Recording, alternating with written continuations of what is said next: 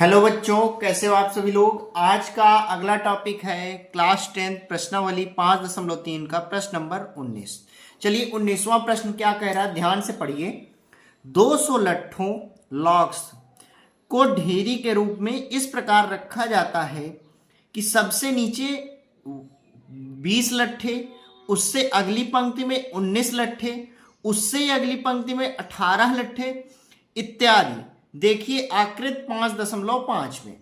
ठीक है बच्चों, ये 5.5 की आकृति मैंने बना करके रखी है। ठीक है, इसमें ये लट्ठे लगाए गए हैं। ठीक है, सबसे नीचे वाली जो पंक्ति है ना, जमीन में बिछा दी गई है। कितनी? 20 लट्ठे सबसे नीचे।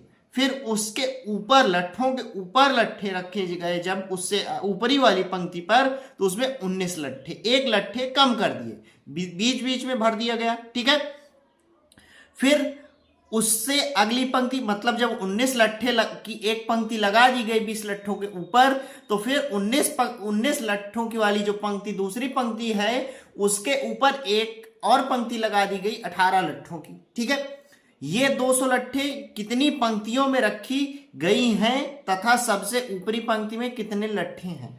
बच्चों 200 लट्ठे हैं हमारे पास, उनको हमको ऐसे ही पंक्ति बना बना करके रखना है। तो सबसे ऊपरी पंक्ति में कितने लट्ठे आएंगे, ठीक है, और कितनी पंक्तियां बनेंगी, ये हमको बताना है। सबसे पहले इसको हम सॉल्व करेंगे। कैसे? ध्यान से देखिए बच्चों। पहले हम कुछ लैंग्वेज लिखेंगे, जैसे प्रश्नानुसार। ठीक है, प्रश्नानुसार। अब बच्चों जो प्रश्न के अनुसार हमको दिया गया है वैसे ही तो हम चलेंगे ना, तो हम यहाँ पे लिख देंगे। इससे एग्जामिनर को थोड़ा सा लगेगा कि हाँ बच्चा समझ के लिख रहा है इस प्रश्न को। ठीक है, अब चलिए सॉल्व करना शुरू करते हैं। प्रश्नानुसार हम सॉल्व करेंगे। जैसे सबसे नीचे वाले लट्ठों में, सबसे नीचे वाली पंक्ति में कितने लट्ठे रखे गए हैं? 20 लट्ठे। तो यहां लिखेंगे पहली पंक्ति में रखे गए लट्ठे। ठीक है, अब पहली पंक्ति में कितने लट्ठे रखे गए हैं? कितने? 20। ठीक है, यहां पर लिखा है सबसे नीचे वाली पंक्ति में। अब उससे ऊपर कौन सी पंक्ति होगी? उससे ऊपर हमारी दूसरी पंक्ति आएगी। ठीक है, तो दूसरी पंक्ति में रखे गए लट्ठे। अब दूसरी पंक्ति में 19 लट्ठे आएंगे। ठीक है, 19 लट्ठे। ठीक है, फिर तीसरी पंक्ति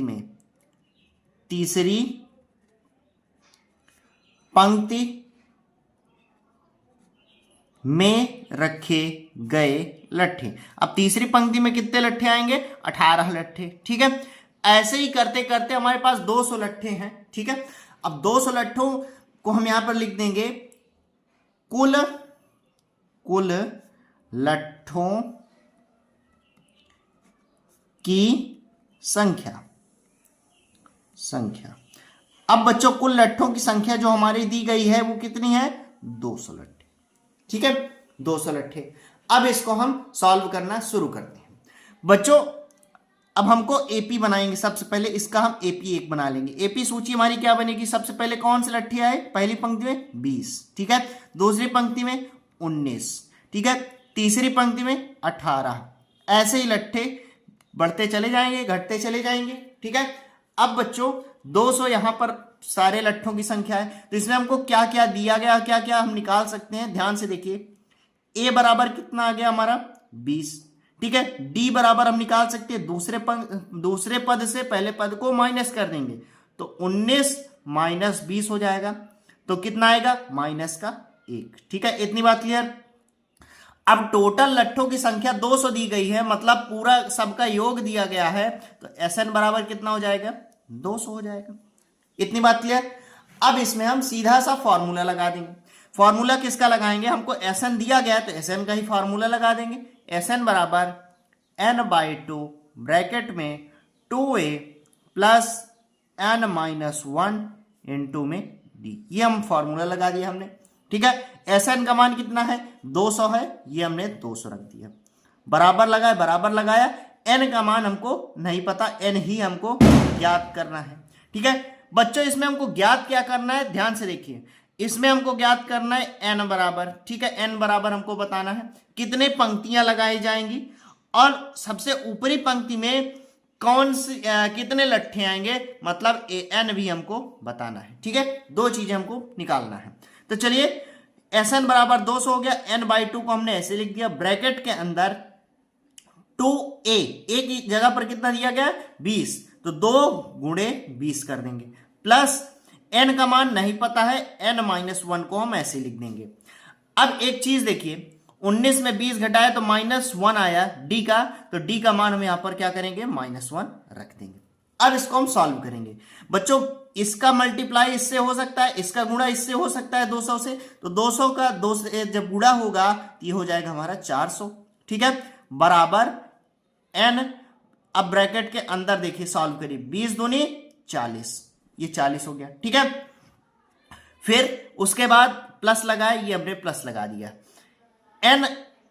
n-1 का गुणा जब 1 से हो जाएगा तो 1 से हो जाएगा, तो यहां पर n-1 का गुणा जब n से होगा तो ये माइनस का हो जाएगा, प्लस नहीं लगाना है बच्चों। ठीक है, n का गुणा जब -1 से होगा तो ये माइनस का n आ जाएगा, इस प्लस का गुणा जब माइनस से हो जाएगा तो ये माइनस आ जाएगा। ठीक है, अब बच्चों इस -1 का गुणा इस -1 से होगा तो माइनस माइनस क्या हो जाएगा, प्लस हो जाएगा, और 1 का गुणा 1 से हो जाएगा तो ये 1 ही रहेगा। ठीक है, इतनी बात क्लियर बच्चों।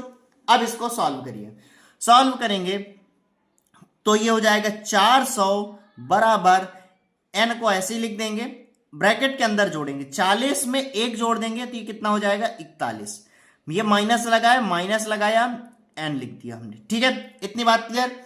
अब इस n का गुणा इस ब्रैकेट के अंदर कर देंगे तो ये हो जाएगा 400 बराबर 41 n माइनस n का गुणा n से होगा तो n स्क्वायर हो जाएगा। 41 का गुणा n से हुआ तो 41n हो गया, और n से n का गुणा हुआ तो n स्क्वायर हो गया। इतनी बात क्लियर बच्चों। अब इसको हम आगे सॉल्व करेंगे तो क्या होगा, इस n स्क्वायर को बराबर के पहले लाएंगे, ये माइनस का इधर आएगा तो n स्क्वायर प्लस का हो जाएगा। ठीक है, फिर इस 41n को इधर लाएंगे, ये प्लस का इधर आएगा तो माइनस का हो जाएगा, ये हो जाएगा 41n। ठीक है, ये माइनस का हो गया इधर आके, ये 400 बराबर के पहले ये, तो इसको हम प्लस करके 400 लिख देंगे, क्योंकि ये प्लस का था ना। इधर क्या बचा, बराबर के बाद इधर कुछ नहीं बचा तो इधर 0 कर देंगे। इतनी बात क्लियर। अब बच्चों, अब ये हमको समीकरण मिल गया, इसको हम सॉल्व करेंगे तो ये क्या हो जाएगा, n स्क्वायर माइनस ऐसी संख्या से हमको गुणा करना है कि जोड़ने पर, यहां प्लस का चिन्ह, जोड़ने पर 41 मिले और गुणा करने पर 400 हो जाए। तो हमको 400 का समीकरण, 400 का गुणनखंड करके आप निकाल लीजिएगा। मैं निकाल के रखा हूं कि 25 प्लस 16। ठीक है, 25 प्लस 16 जोड़ देंगे तो 41 आएगा, और 25 का 16 से गुणा करेंगे तो 400 हो जाएगा। ठीक है, इस n को हम ऐसे ही लिख देंगे प्लस 400। ठीक है, समीकरण निकालना तो आप जानते ही होंगे, पिछले वीडियो में मैंने बता करके भी रखा है। ठीक है, अब n स्क्वायर को हम ऐसे ही कर देंगे, n स्क्वायर को ऐसे ही लिख देंगे, ये माइनस का गुणा अंदर हो जाएगा। ठीक है, अंदर होगा और n का गुणा भी अंदर होगा। तो सबसे पहली बात, ये प्लस का 25 है, माइनस के साथ गुणा होगा तो यहां पे माइनस हो जाएगा। ठीक है, अब बच्चों 25 का गुणा जब n से होगा तो ये हो जाएगा 25n। ठीक है, अब इस 16 का गुणा माइनस के साथ होगा, प्लस का है तो ये माइनस का हो जाएगा, और 16 का गुणा जब n के साथ हो जाएगा तो 16n हो जाएगा, फिर प्लस 400 बराबर 0। इतनी बात क्लियर। समझ, उम्मीद कर रहा हूं कि आपको समझ आ रहा होगा, एक एक चीजें मैं समझा रहा हूं। फिर उसके बाद बच्चों यहां पर क्या बचा हमारे पास, इस 25n और n स्क्वायर, इन दोनों से हम क्या करेंगे, कॉमन लेंगे। तो इन दोनों में कॉमन हमको क्या दिख रहा है, n कॉमन दिख रहा है। यहां पर कितना बचा, यहां पर n एक निकल गया तो n ही तो बचा यहां पर, यहां से n चला गया तो यहां पर केवल 25 बचा। ठीक है, इस माइनस को यहां पर रखेंगे। अब देखिए माइनस यहां से भी ले लिया गया और माइनस यहां से भी ले लिया गया, माइनस सबसे पहले माइनस कॉमन हुआ बच्चों। ठीक है, फिर उसके बाद 16 को कॉमन ले लेंगे, 16 इसमें भी है 16 इसमें भी है। ठीक है, 16 कॉमन ले लिया गया। यहां पर क्या बचा, यहां पर माइनस था तो यहां पर माइनस जब चला गया तो यहां केवल प्लस बचा, प्लस का n, और यहां से माइनस जब चला गया तो यहां पे क्या बचा, माइनस बचा, माइनस माइनस का गुणा प्लस होता है। ठीक है, अब 16 जब यहां से निकल गया तो यहां पर केवल बचा 25। इतनी बात क्लियर, बराबर 0। ध्यान से देखिए, इन दोनों से जब कॉमन लिया गया तो माइनस सबसे पहले निकल गया, तो माइनस माइनस का गुणा प्लस होता है। ठीक है, तो यहां पर माइनस चला गया तो यहां पर केवल माइनस बचा, ये हमने माइनस लिख दिया है। ठीक है, यहां से 16 बाहर कॉमन लिया गया तो यहां पर केवल n बचा, n को हमने लिख दिया। यहां से 16 चला गया तो 25 बचा, 25 हमने लिख दिया। अब इससे और इससे कॉमन लेंगे। ठीक है, तो इसमें और इसमें कॉमन क्या दिख रहा है, n माइनस 25, n माइनस 25 को हमने कॉमन ले लिया। यहां पर क्या बचा, n बचा और माइनस का 16 बचा, इसको एक ब्रैकेट में कर देंगे, n माइनस 16। इतनी बात क्लियर, उम्मीद कर रहा हूं कि समझ आ रहा होगा। अब इसका हम मूल निकालेंगे। इसका मूल निकालेंगे बच्चों, तो यहां पर लिखेंगे मूल। ठीक है, अब सबसे पहले किसको लेंगे, n माइनस 25 को, n माइनस 25 बराबर 0। ठीक है, अब n माइनस 25 बराबर 0 होगा, 25 को बराबर के बाद ले जाएंगे तो ये हो जाएगा n बराबर 25। ठीक है, अब प्लस का ये भी आ रहा है। ठीक है, चलिए ये शायद माइनस का आ जाए। ठीक है, इसको भी लेकर के देख लेते हैं। n माइनस 16 बराबर 0 करेंगे। ठीक है, अब n माइनस 16, इस 16 को इधर लाएंगे तो n बराबर कितना हो जाएगा, 16। अब एक चीज समझिए, n के दो मान आए हमारे पास, तो अब हम क्या करेंगे, n के दोनों मान को फॉर्मूले पर रखेंगे, तब हमको पता चलेगा कि n का कौन सा मान सही है। सबसे पहले n बराबर 25 को हम लेंगे, तो यहां पर लिखेंगे n बराबर, यहां पर इस यहां से समझिएगा, यहां पर लेंगे n बराबर 25 के मान से। ठीक है, n बराबर 25 के मान से। अब बच्चों देखिए, यहां पर पूछा क्या था, an पूछा था ना, n के दो मान हमको निकल गए। अब पहला मान हमने लिया है 25, क्या ये सही है, इसको चेक करने के लिए हम an के फॉर्मूले पर रखेंगे। तो फॉर्मूला क्या है हमारा, an बराबर a प्लस n माइनस 1 गुणे में d। अब an का मान कितना हो जाएगा, n की जगह पे 25 रखना है। ठीक है, बराबर a का मान कितना है, देखिए 20 दिया गया है, ये 20 प्लस n का मान कितना है, 25। ठीक है, माइनस का 1 और d का मान कितना है, d का मान है माइनस का 1, माइनस का 1। अब इसको हम सॉल्व करेंगे तो a 25 हमारा निकल करके आएगा 20। अब यहां पर देखिए 25 में 1 घटेगा तो कितना आ जाएगा, 24, 24 प्लस का वो भी, और प्लस का गुणा जब माइनस के साथ हो जाएगा तो यहां पे माइनस आ जाएगा, और 24 एक कम 24। ठीक है, तो यहां पर क्या आएगा, a 25 बराबर 20 प्लस का है, माइनस का 24 है, तो घट जाएगा तो ये माइनस का 4 आ जाएगा। अब यहां पर देखिए, क्या बच्चों लट्ठों की संख्या माइनस में आ सकती है, नहीं, माइनस में लट्ठे थोड़ी ना होंगे। तो यहां पर लिखेंगे a 25 बराबर माइनस का 4, चूंकि लट्ठों की संख्या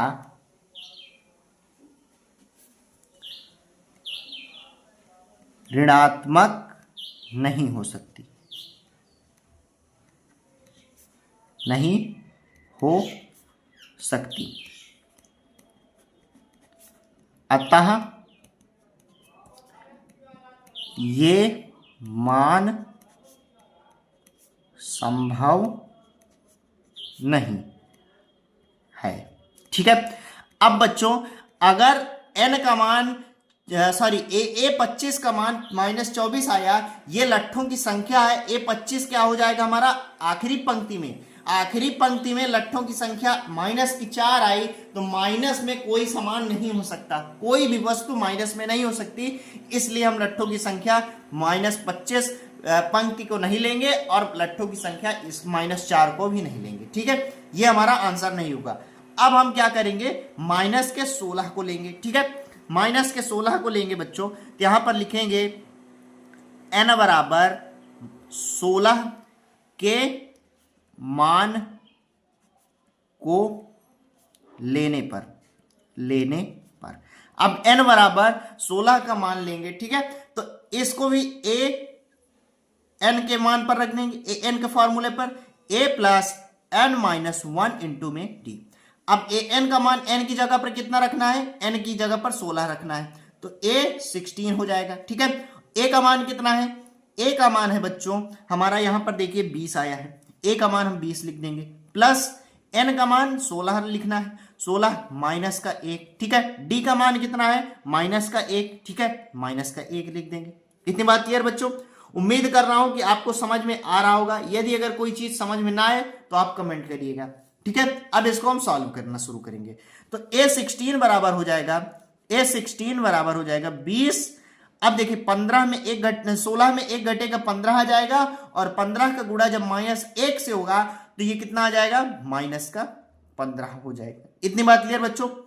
अब 20 में 15 घट जाएगा तो a16 का मान आ जाएगा 5, और यही हमारा आंसर हो जाएगा, ठीक है। यहां पर हम एक लैंग्वेज लिखेंगे कि a16 बराबर 5 और कामा n बराबर 16, अर्थात लट्ठों की संख्या अंतिम पंक्ति